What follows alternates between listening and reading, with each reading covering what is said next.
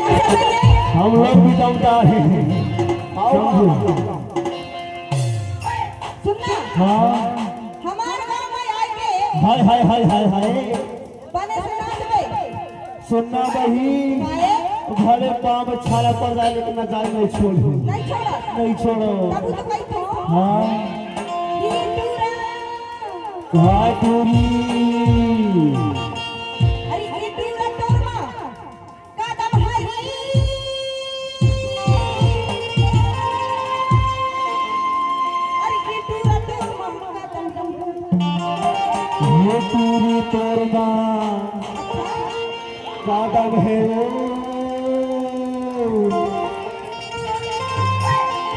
ये पूरी तोरमा कादम है ना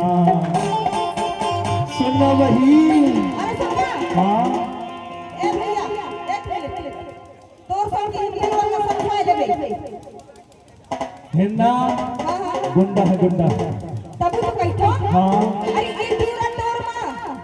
कदम हरी अरे टीटूरा तोरमा कदम उसे कहना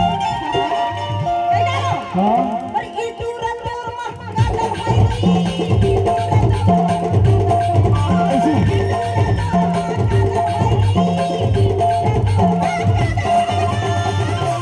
हाँ कहना वही